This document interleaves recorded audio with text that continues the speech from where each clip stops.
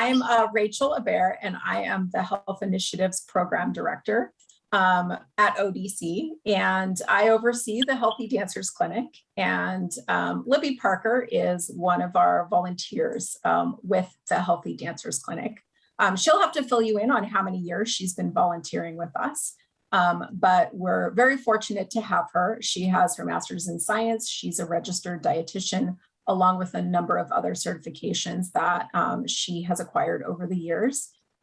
She is a theater actress, musical theater actress, and she also has her own company called Not Your Average Nutritionist. She has written some books. She's an author, and she's also working on some new books.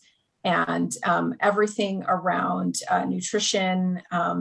And I love the title of her book, Permission to Eat. So really excited to hear what she has prepared for today. And I know I'll have some questions, and Marie, if you have any questions, feel free to dive right in as well. Okay. So, Libby, excited to have you, and please take it away. Thank you. Yeah, so I've been volunteering with ODC for I think 3 years now. It was before the pandemic because I came up for like a really big event that we did during the month of Dancers Health.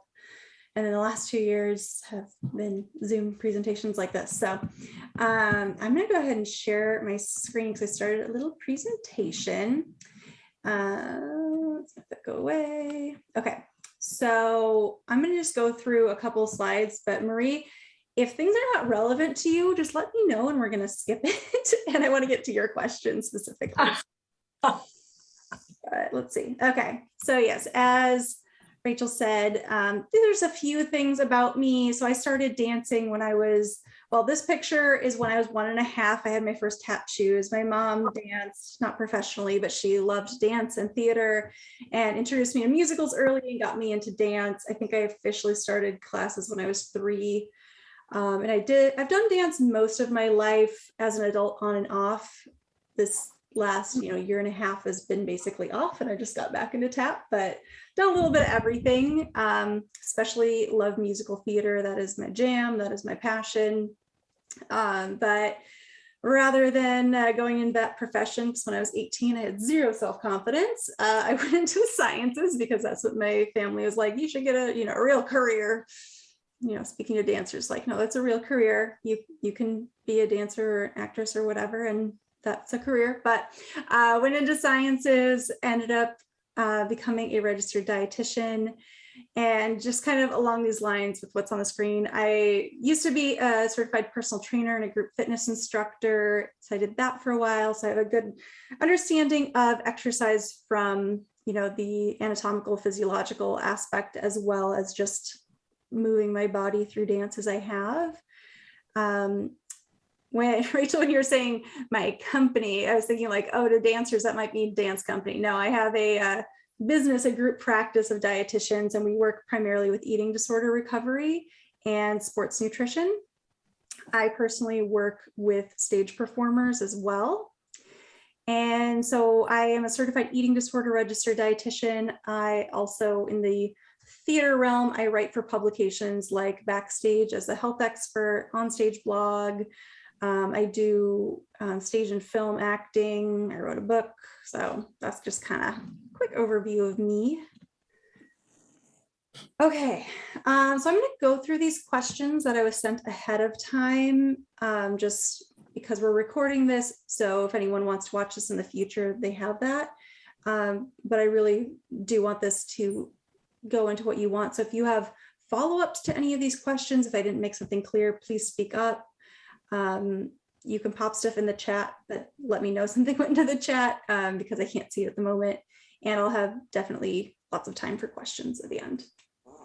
So this question came up, and it's, I don't eat before I go to rehearsal or class because I'll feel nauseated if I do, but then I'm starving after rehearsal and want to eat everything. Is this normal? And is there something I should do instead? Okay, so the feelings associated with this are, of course, normal, because if you don't eat for a long time, of course, you're going to be starving and want to eat everything. That's the body's response. But what we want to look at is really how to fix this, for lack of a better word. So just on a very general, broad spectrum, if we're just looking at human beings, whether or not we're dancers, we want to generally be eating every 2 to 3 hours that we're awake, not going more than 5 hours without eating. So when we're thinking of this with dance or any sort of performance sport, if someone is a runner, whatever, it's really helpful to get to know your body and your digestive system, and trying out different types of foods, amounts of foods, and timing before your classes or rehearsals or performances to see what is really working for your body. Okay, another one. So when we're looking at specifically performance, this is kind of what the general rule is. You want to eat a meal, so all of our components, which we'll talk about a little bit more coming up, half an hour to 2 hours before the performance, based on your individual body preferences. So for some people, they have no digestive issues, no nausea, they can eat, half hour before, like right before they get into costume. They're great, cool, that works for them. Other people are a little more sensitive in their stomach, or they get, the pre-class or show jitters, and that, causes anxiety or nausea, or, if they have IBS or something like that.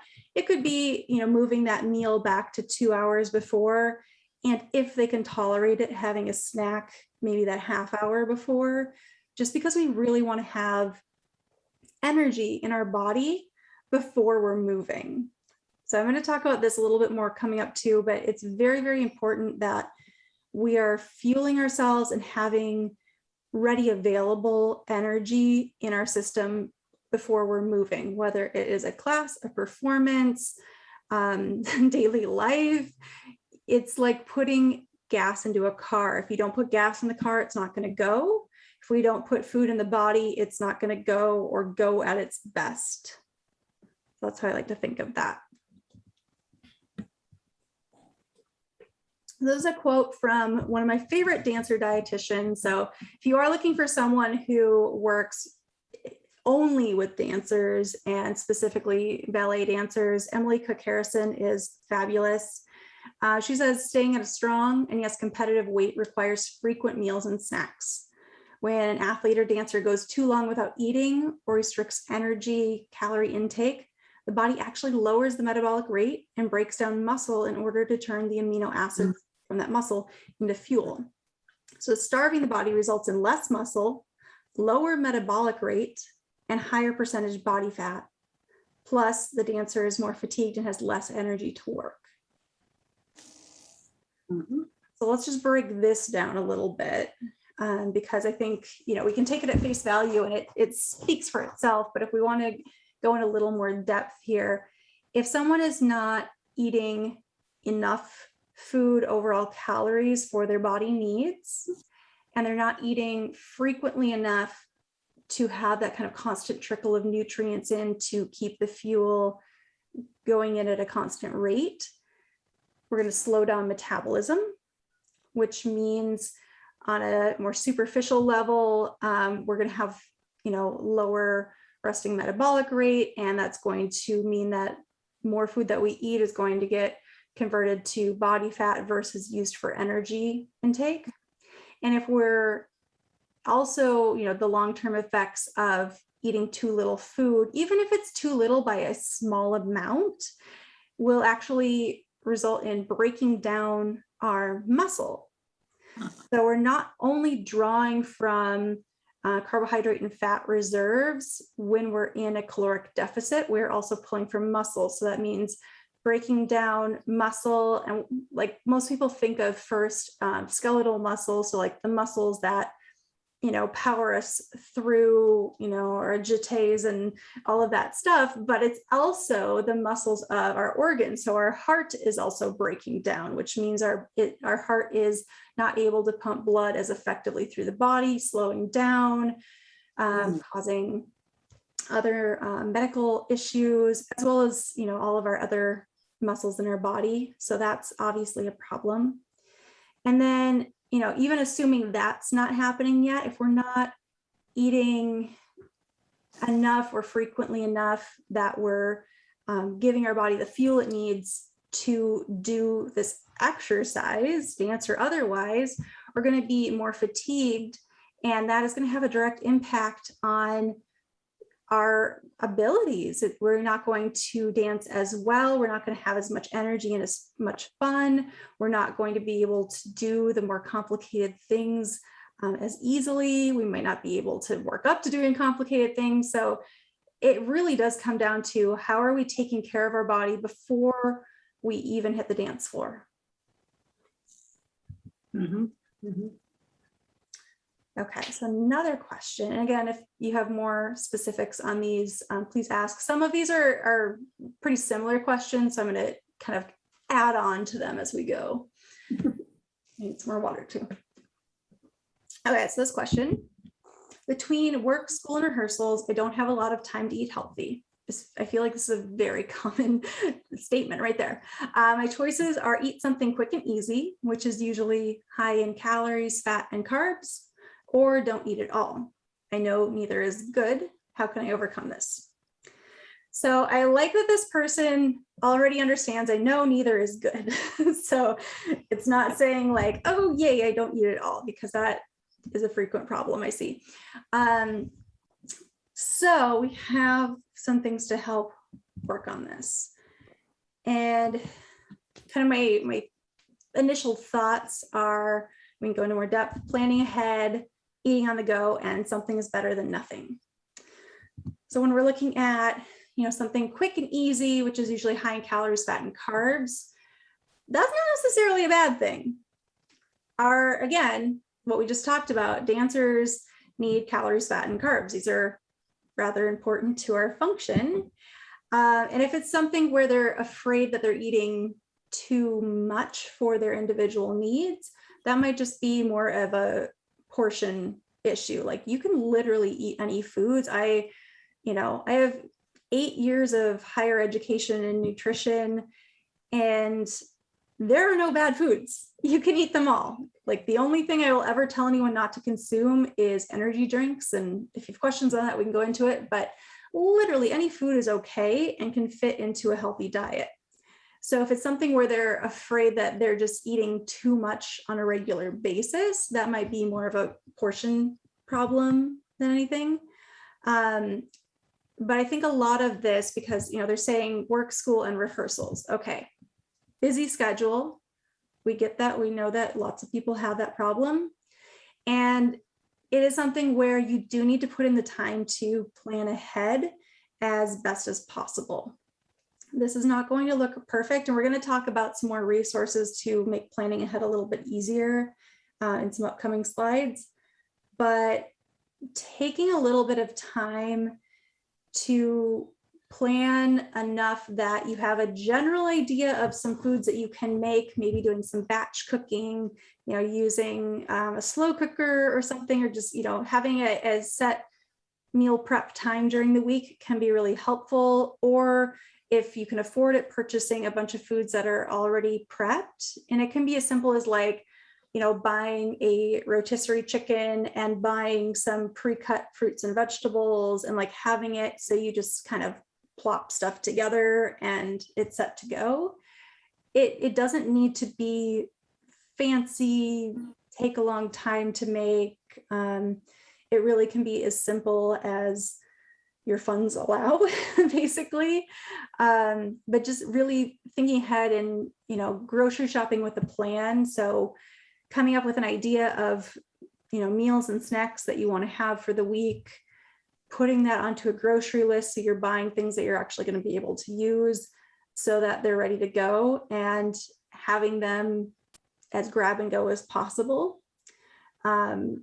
If people want, we can talk about more specifics, but I'm thinking even things like, overnight oats, or, throwing a protein, a carb, a vegetable, and a fat into a container to go with you. So that could be like, like I said, like the rotisserie chicken, some veggies, a sauce, and some grains. Like that could be a meal on the go.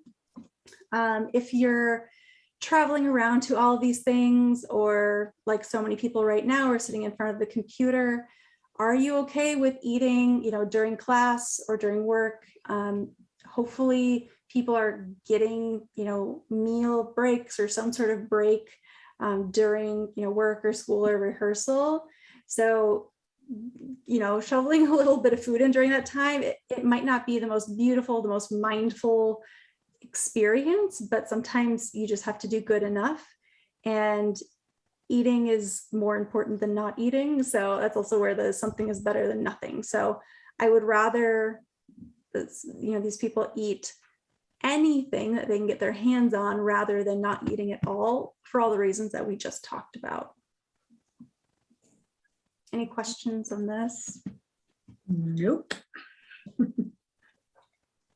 Awesome. All right, Rachel, this is the question I said I might get a little snarky on. So, okay. This dancer says, I'm trying to stick to a low carb diet to maintain my weight. My energy levels have felt so low at the end of class, so I'm trying to eat more protein, but it doesn't seem to help. How much protein should I be eating? Okay, a lot to unpack in this question. First of all, without knowing the person speaking, how much protein should I be eating? I can't answer that question. Technically, there are ways to calculate this, but we're not going to go into that today because I think we're missing the main point of this question. And that is, this dancer, this endurance athlete, is trying to stick to a low carb diet and is feeling low energy. Okay, why is this a problem? So if we are eating adequate calories for our individual needs, carbohydrates should make up 45 to 65% of that. And dancers should be on the higher end of this range. So 55 to 65% of our daily intake in terms of calories should be coming from carbohydrates. Why? Well, we're literally getting our energy from carbs. And this is not unique to dancers. This is how humans function. This 45 to 65% is for humans. This is not specific to dancers. That's why dancers are, I said, are on the higher end of this range, but literally the majority of what any human should be eating should be coming from carbohydrates, which is why all of these low carb diets drive me and other dietitians up the wall, because they don't make sense. So before I get into these other points on this slide, I actually want to talk about why these diets exist, these low carb diets, and why that's a problem.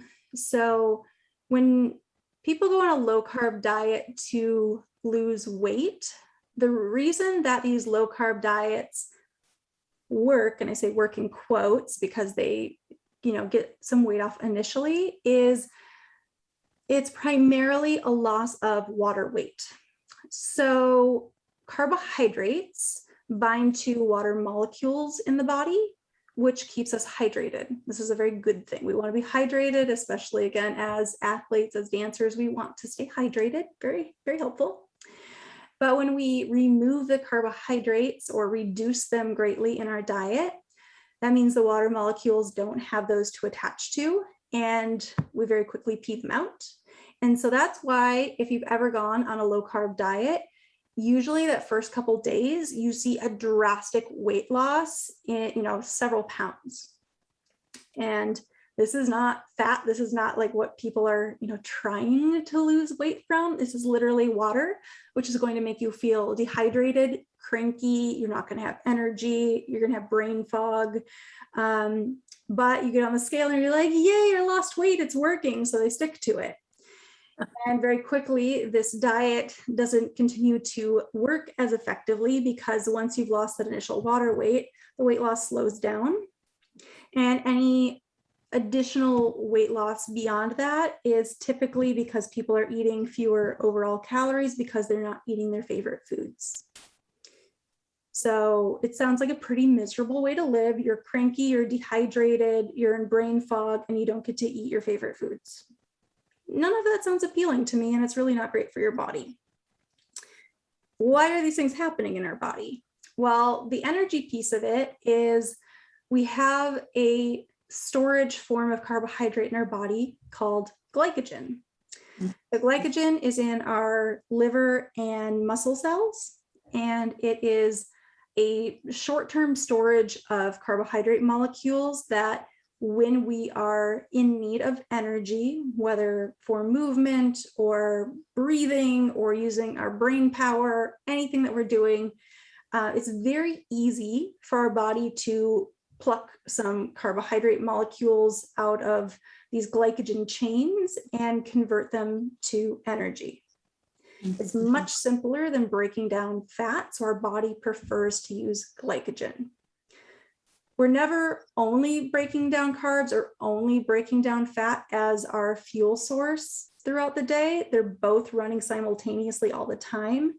But glycogen is the thing that keeps us going when we're in our endurance activity.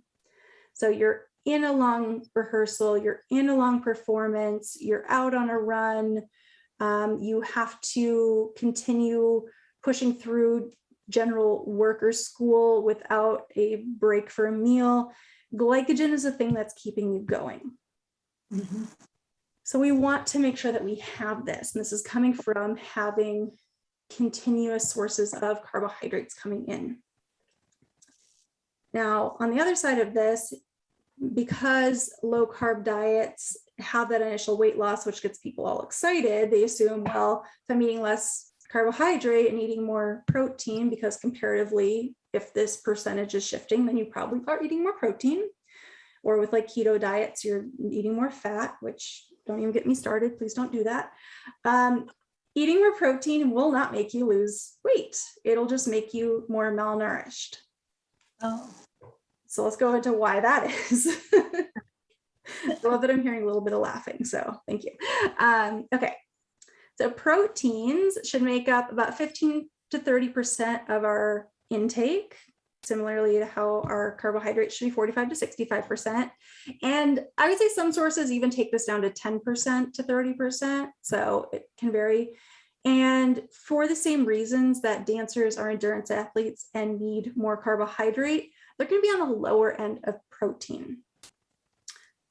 So why is this causing, more potential, like not necessarily causing more weight gain, but not making you lose more weight and making you more malnourished? Well, it's not going to be used for energy unless that's the last resort, because protein is being used for repairing everything, so repairing all of our body tissues. It creates hormones, it regulates the fluid balance in our cells, helps us with our hair, skin, and nails, allows our heart to beat. Like, so many things are happening beyond skeletal muscle, like a bicep or something like that. So protein has a lot of things it needs to go do. So in that same vein of carbohydrate being our quick source of energy and fat kind of constantly being broken down, protein is not going to be used for energy unless those other sources are already used up. So we're not really seeing protein used for energy, for movement to get through your day, unless you're already malnourished and you're not eating enough carbohydrates and fat and your body is very low on those. So what we see is with people who are malnourished, not eating enough food, they're breaking down their muscles.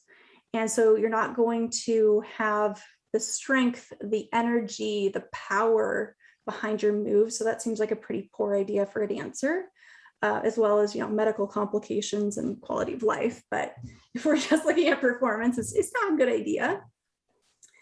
And similarly, having too much protein in the diet without enough calories overall is not going to help with building muscle, because same reason, if we're not getting enough calories to meet our energy needs, then the protein will have to get broken down for energy.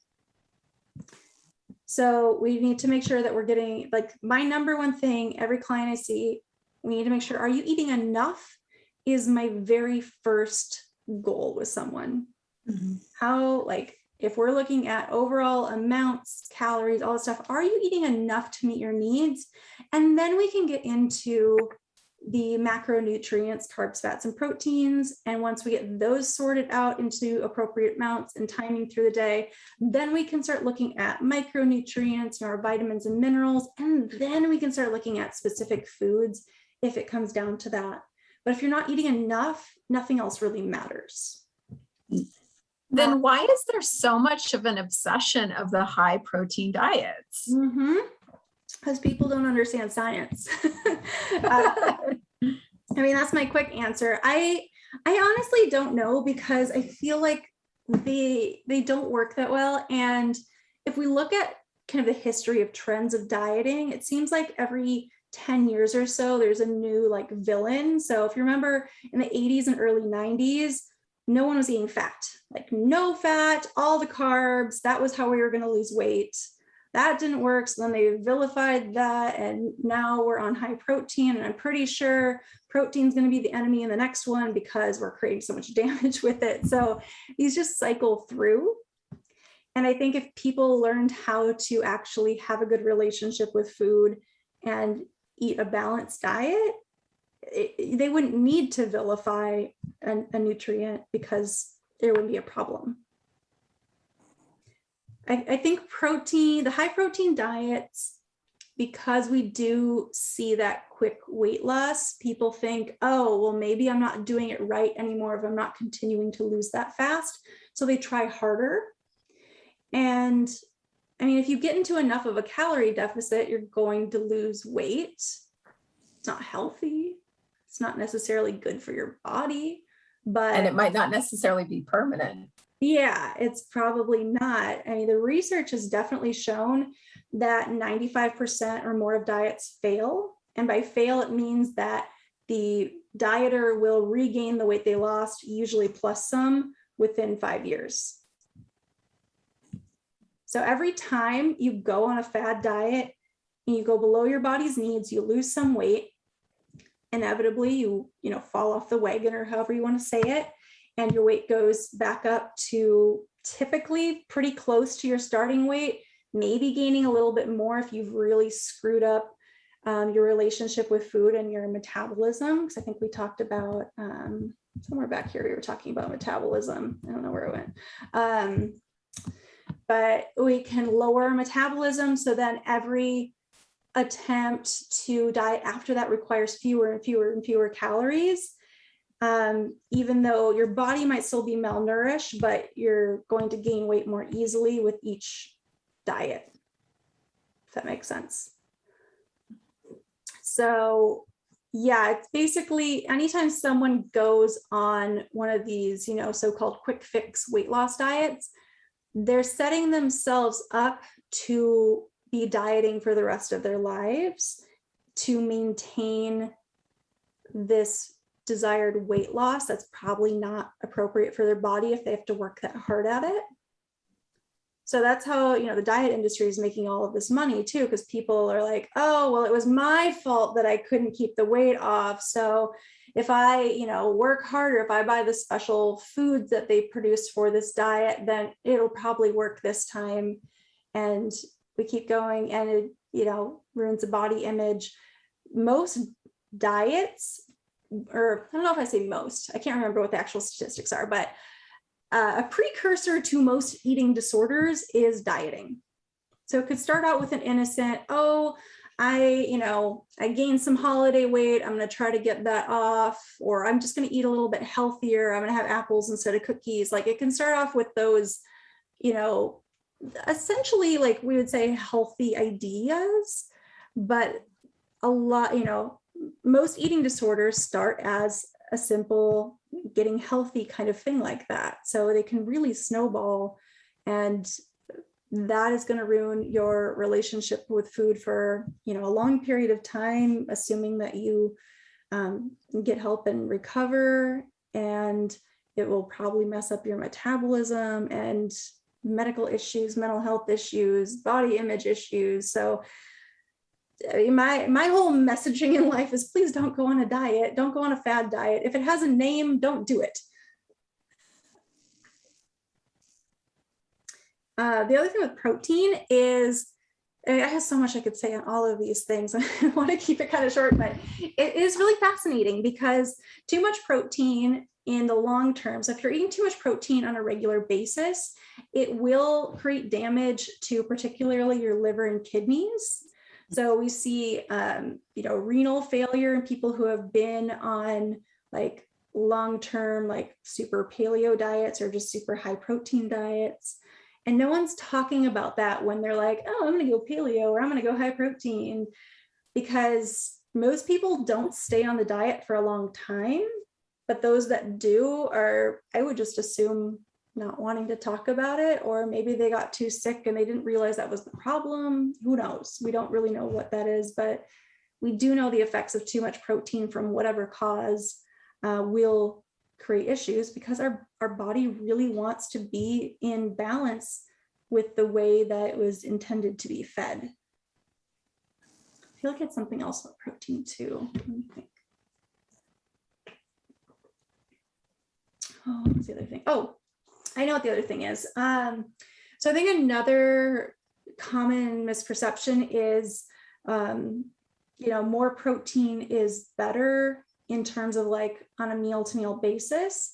Like I see a lot of people, and I think of this stereotypically with like guys who want to gain a bunch of muscle and bulk up and things, but I've literally seen this run the gamut of people having a ton of protein at their meals or snacks, like major protein shakes or a couple of protein bars, or they'll have, all the protein foods, whether or not they're eating the other nutrients, just too much protein.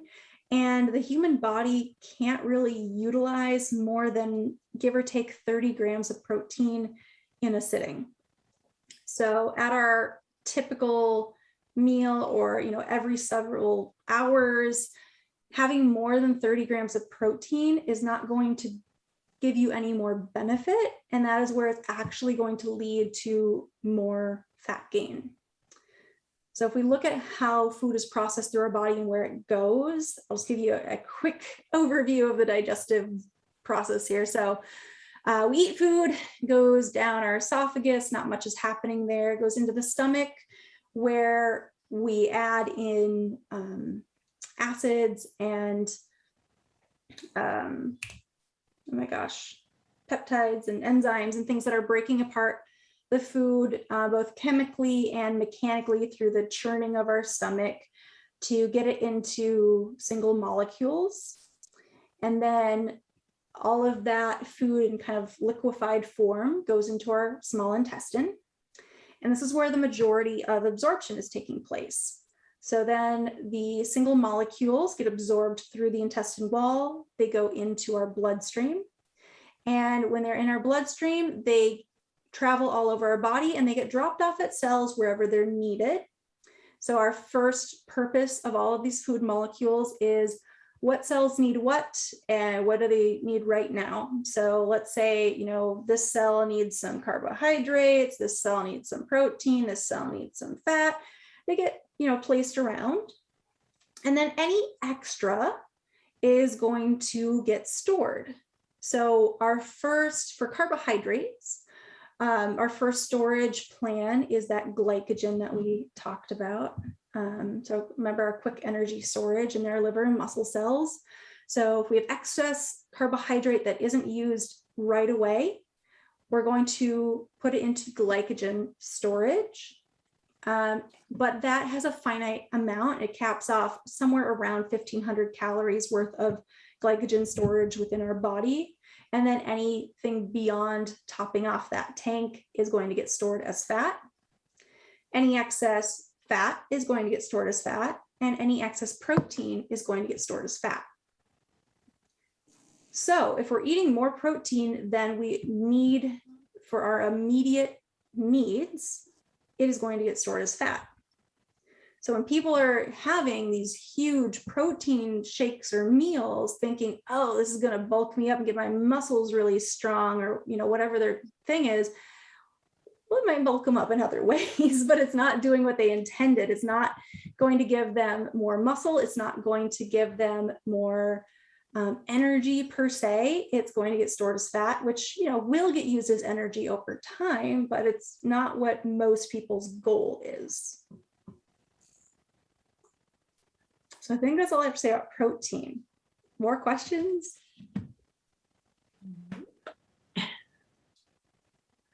Oh, actually, not about protein, Mhm. but carbs. I've heard carbs. I should know this, but I get confused all the time. Carbs, it's referred to when you're eating pasta, because I used to be a runner. It was like carbs, but also carbs are vegetables, right? So is it both of them, or should we eat? I'm thinking we should have less of the pastas and the breads and more of the vegetables. Is that accurate? So, there was a lot of questions. Correct. They are all carbohydrates. So when we're thinking about, here, I'm going to stop screen sharing for a minute so I can look you in the eye while I answer this Sparks. It's not on there. So when we're looking at carbohydrates, they're in most foods. So carbohydrates are in, yes, any like grains or starches. So pasta, bread, potatoes, tortillas, chips, pastries, cereals, rice, like any of that kind of stuff. They're also in fruits and vegetables. They're a primary component of those. They're in nuts and seeds, beans and legumes, dairy. That's kind of the majority of categories. The difference is, so when we're saying carbohydrate, we mean the carbohydrate molecule. This is where it gets really complex and scientific, but essentially all of those count towards carbs and they're all healthy and we can include them. When we're breaking it down into like how it's actually being utilized in our body, carbohydrates are typically thought of as like these complex long chain molecules, and that's where there's differences. So we have fibers, so we have soluble and insoluble fiber, we have starches, and then we have single sugars or two sugar molecules together called disaccharides. So those are kind of our different categories. So how they all fit into our food. All of the different types of carbohydrates will break down to single molecules of sugar. So whether it is coming from an apple, from pasta, from celery, from our table sugar, it's going to break down to individual molecules of carbohydrate. And that is what goes into the chemical process in our body to create energy. So I feel like I don't want to get too much, make a super scientific lecture, but I feel like you're liking it. So, so there are three single sugar molecules that exist: glucose, fructose, and galactose, I believe. And so then those get put into chains, and that makes up these other things. And the way, both in terms of like which molecules get put together, and then the way in which they connect and whether they, branch a lot or if they're more like single chains, that determines the type of carbohydrate they turn into in like actual food rather than just a single molecule. So if we're looking at like table sugar, it's usually two single sugars together. So it's a disaccharide. So there's no fiber in that, but it will break down very quickly into those single molecules. So like you were saying with being a runner, did you ever like on long runs use like the gels or chews or have a banana or anything? Banana. Yeah. So the closer we can get to those single sugars, the quicker it's going to hit our bloodstream and give us that energy and top off our glycogen or our immediate needs. So that's why in endurance activities, we want those simple sugars when we're on the go, because we don't have time to wait for our body to process it, because it can take a long time to break down these really complex carbohydrates. We want that quick energy in our system right away. With starches and fibers, those are going to be our more longer chains of molecules. And so each of those has to be chemically broken off of this chain. And so that takes a lot of effort by the body. But also the way that some of them are structured in the fibers, they aren't necessarily getting fully broken down in the body, and or they might attract more water, which is why if you eat like a lot of fibrous foods, like particularly fruits and veggies or whole grains, they have the kind of fiber that attracts water. And so that's going to create that more bulk and fullness feeling in your stomach versus, eating some candy that's just more that simple sugar. It's not drawing the water in as much. So you're going to feel more full, and it's going to take more work for the body to break it down, meaning it also requires more calories for the body to break all of these bonds apart versus that, singular disaccharide from like table sugar.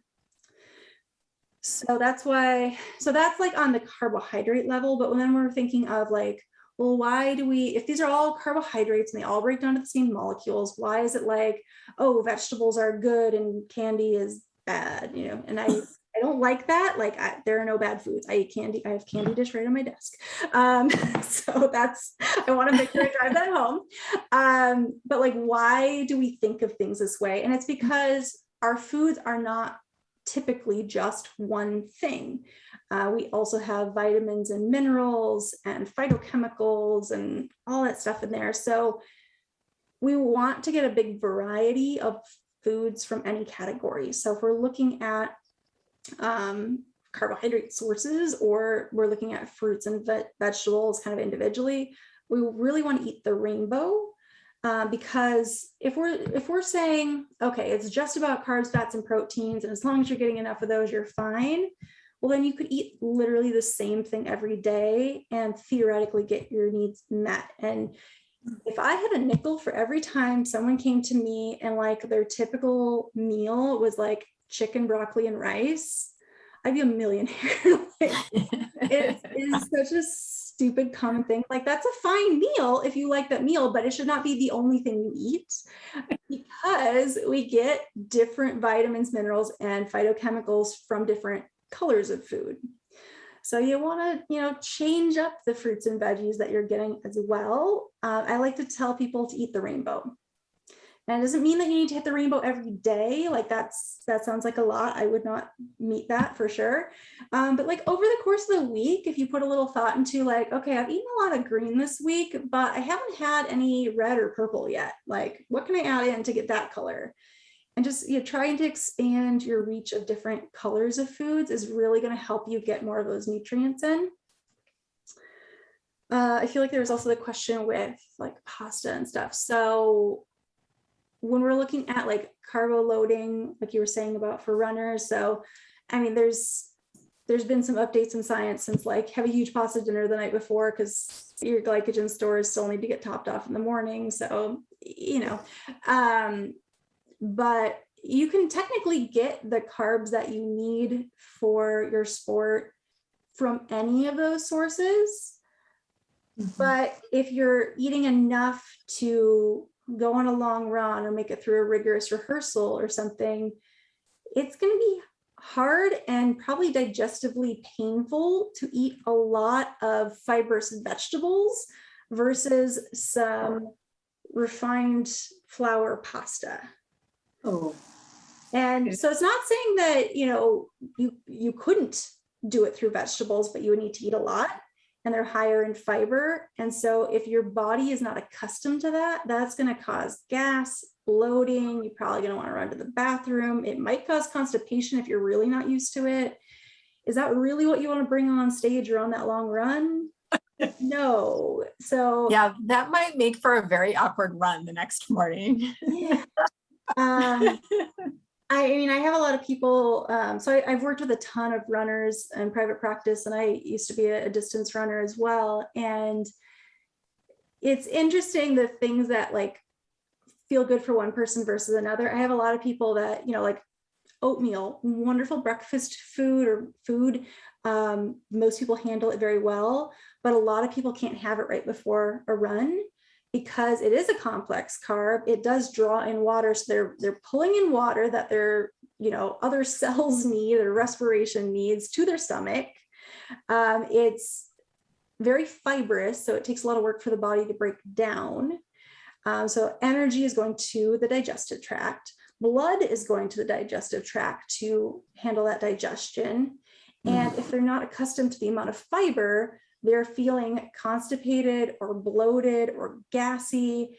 And so put that in your body. The first couple of minutes are like, oh, good, satisfying breakfast. And then you start getting out on your run. You're like, oh my God, side stitch. I need to find a bathroom. I'm feeling super bloated and my like running belt hurts. Or with my performers on stage, they don't want to be bloated and not fit in their costume. They don't want to be like in the middle of their dance and like, I need to go to the bathroom right now. You know, like we need to think about slowly increasing our fiber intake and considering fiber before the activity. And I think of this in particularly in performance time, like in rehearsals, or if you're a runner, like on short runs, great time to test these out and see what works for your individual body. It's trial and error because not everyone's the same on how they tolerate it. So if you're, you know, just taking a normal class, like great, try some oatmeal beforehand, see how it goes. Like worst case scenario, you need to like take a minute out of class to go to the bathroom and come back and you say, okay, I'm not going to do that again, or I need to give myself more time. You don't want to figure that out on show day or on race day. Like that's when it's a problem. So I really like people to test out their foods ahead of time and kind of come up with their own show menu for show days that they know works with their body. Great. Well, thank you. They're great questions. Stuff I don't like think about adding unless someone asks. We're gonna head back over here. So let me, okay. So as we were talking about balanced meal components, so this stuff in yellow that you see here is what I would really like to see most meals having all of these components. Not every meal is going to have all of these because no one's perfect and I don't want to stress people out. But if we're thinking about, did I generally hit these categories each meal? That's going to be really helpful in making sure that we're getting our nutrient needs really well met, that we're having good balanced meals that aren't too high in any of the different categories, that we're going to be well fueled with energy. And I actually have a nice little worksheet for this. So I can share a link with you at the end of this. If you want this worksheet, I can email it to you. But basically it's saying 3 meals and 3 snacks a day works for most people. And so I say people can kind of tweak the snacks as they want, but this is a great little worksheet for coming up with meal ideas that hit these different categories. So if we look down the left-hand side, you know, we see for a meal breakfast, calcium, grain or starch, fruit or vegetable, protein, and fat. So if you go through and, you know, you got your breakfast in front of you, did you hit each of these categories? If not, what's missing? What could we fill in there? So that can be really helpful in kind of thinking through, like, what does a balanced meal look like? Or for like the other question scenario of planning ahead, this can be really helpful in kind of coming up with, what do I need to plan ahead for the week for things that I'm packing with me, or, you know, figure out what I need to take grocery shopping. Is just kind of going through and like, okay, this is a meal that I like. Let's break it down into these categories. Is there anything missing? Yes, let's add that in, and kind of going from there. So I'll give you an example with this. So I think everyone knows what pizza is. So I like to use that as an example. This totally fits in here. So if we are breaking down our pizza to see if it fits in here, so calcium, do you have cheese? Or if you can't have cheese, another calcium equivalent. Grain or starch, that would be the crust. Fruit or vegetable would be the, you know, if you're doing marinara sauce, and then if you're adding any fruit or vegetable to your pizza topping, so, you know, you got bell pepper, pineapple, whatever you're doing there. Protein, depending on how much cheese, that can count towards the protein, or if you're adding a meat or a meat alternative, there's your protein. Fat is probably coming from cheese, and if there's any oil used in, you know, baking it or cooking the meat or vegetable ahead of time.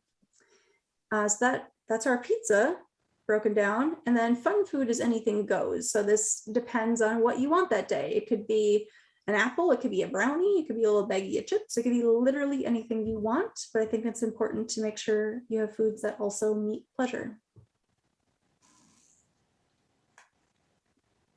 that is how that works. Yay, I heard pizza and brownies were good. Yes. Okay, so I'm going to continue on. So now that we've learned all of that stuff, another question that was sent was, I'm very concerned about maintaining my weight as a dancer. Is there a best diet I can stick to? As I said, if it has a name, you probably don't want to go with that diet. So there's that. And we want to, look at all of those other aspects I just talked about, having balance, having, balance macro, micronutrients throughout the day, all that kind of stuff. For me, the concerning part about this is maintaining my weight as a dancer. So that could mean a lot of different things. That could be like, I'm at my perceived ideal weight, I wanted to stay here. That could be, I fluctuate a lot. How do I not fluctuate? This could be, I'm underweight, need to, gain. It could be, I feel like I weigh too much and I want to lose. So that doesn't really tell me a lot, other than the person probably has not the greatest relationship with their body and food. So bring in the binge restrict cycle. So this is what I like to ask people is, just take a look at this, and do you feel like this is something that you fit even on some level?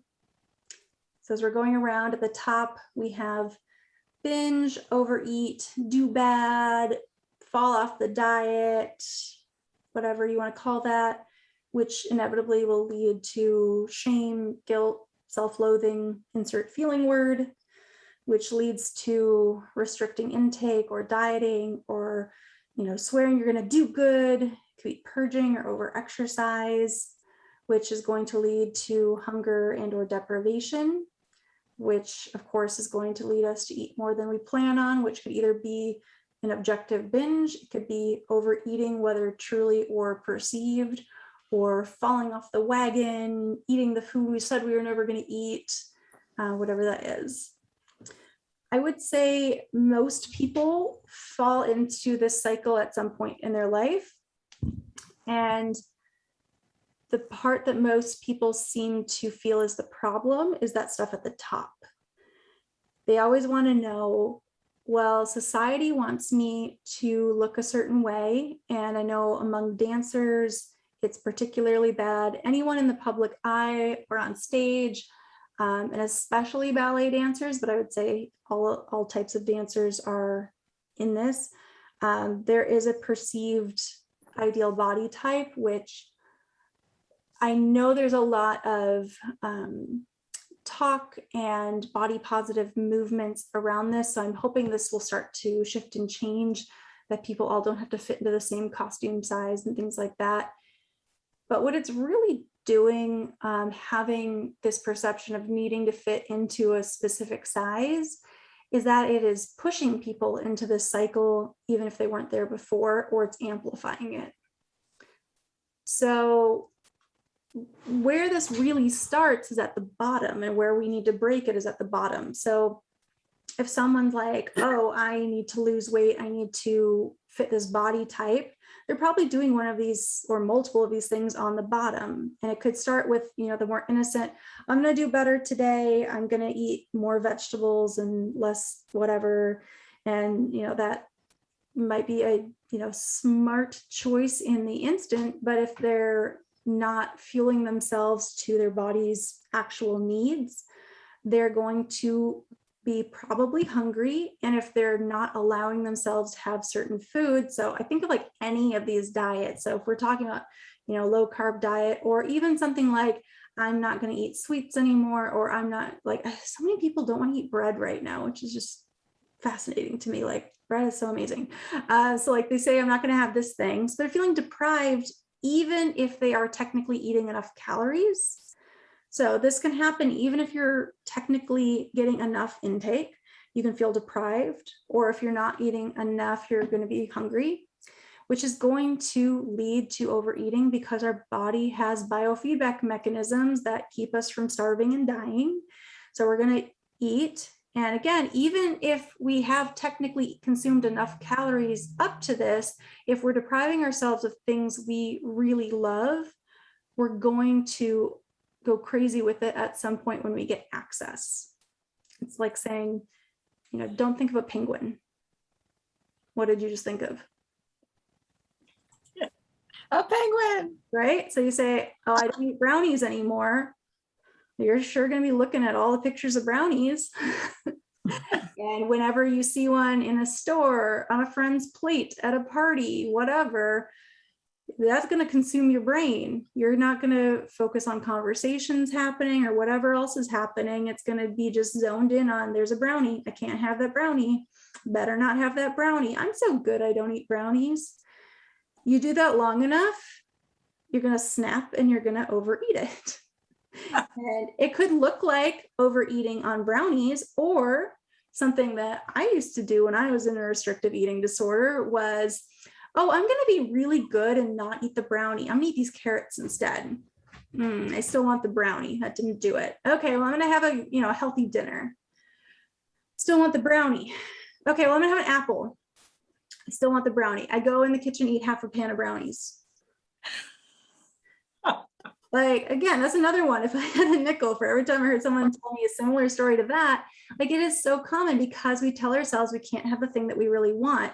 If we had gone back to the beginning, when you first had the inkling, I want a brownie, and you ate a brownie, you would have probably been satisfied with one brownie, and you would have gone about your day not overthinking it and not eating half the pan of them.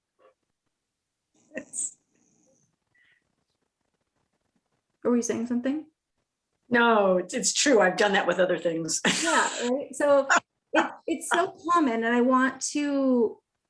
bring this up because I think it's something that's not spoken about. People just say, oh, I should have been stronger than that. And that's not what's happening. It's that you're stuck in this cycle, because that feeling of, oh crap, I ate the brownie, whether it's one because you're not allowing yourself any, or it's the whole pan, it's going to lead to feeling that shame, guilt, self-loathing, low self-esteem, whatever, because you supposedly weren't strong enough to keep going.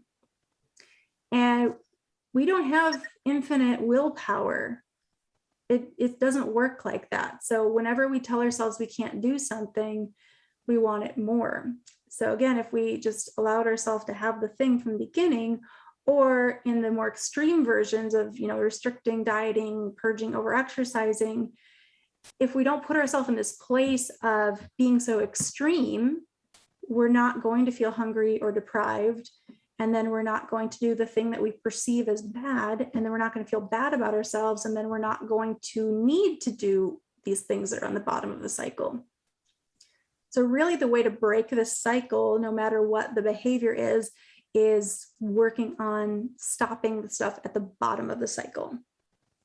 This is something that, you know, depending on what the issue is, this could go a lot of different ways, which is, you know, why I work with people individually, and why, you know, there are professionals, dietitians, therapists that do this, because it can be pretty difficult to overcome on your own if it's something that you're really stuck in. But I think the first step is really acknowledging, like, this is where I am. This is the part that I need to work on. So if I stop doing these things on the bottom, and that can be hard. Like, it's not just like, oh, I know better, I'm going to do better. Like, it can be hard, which is why you work with professionals. But if you can stop doing those things on the bottom, it's going to break this whole cycle, and it's going to improve your relationship with food and body image so much.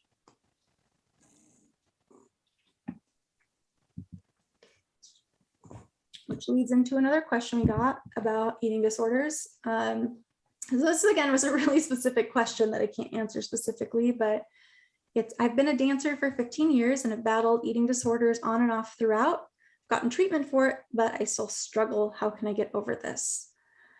Without knowing the person and the details, I can't fully answer that question, but just some kind of general things I would think about is, you know, kind of their individual needs. I mean, obviously, if they're going to be a client, we would look into individual assessment of that, but generally, if they've been, you know, working on this for 15 years, you know, it's not something they're probably going to just get over.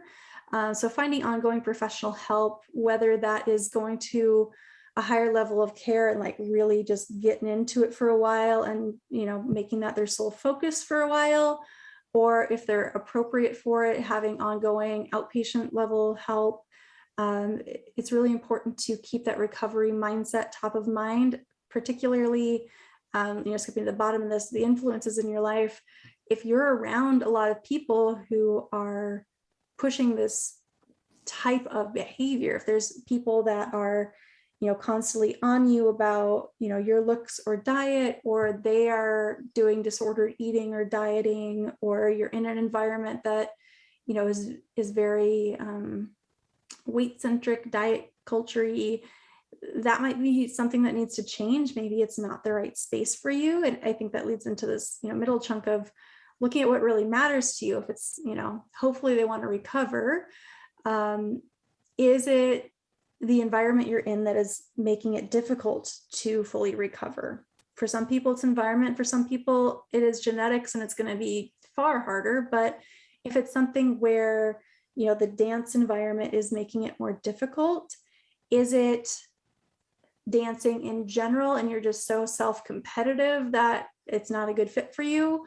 Or is the studio or style of dance or the other people on, your competitive team or in your class or whatever are triggering to you and, causing problems?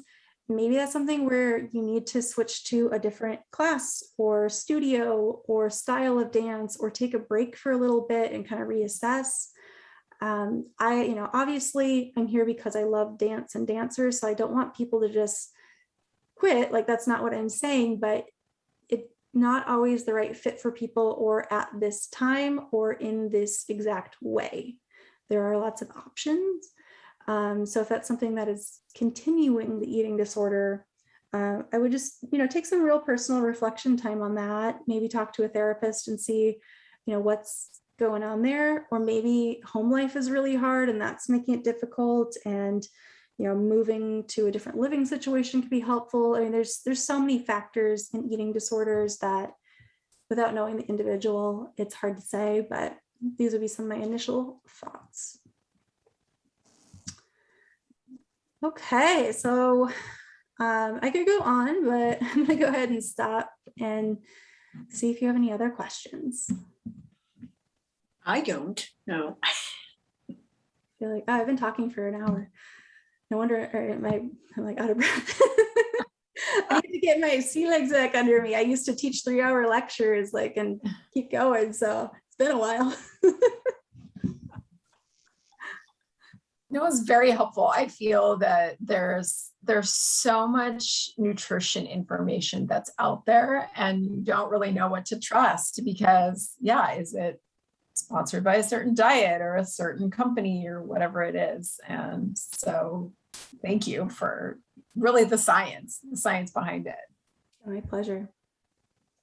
Yeah, thank you for letting me eat whatever I want. Yes, thank you for letting me say that pizza's okay. Oh, I love that. Yeah. Mine's not brown, red. Yeah. But still, yeah.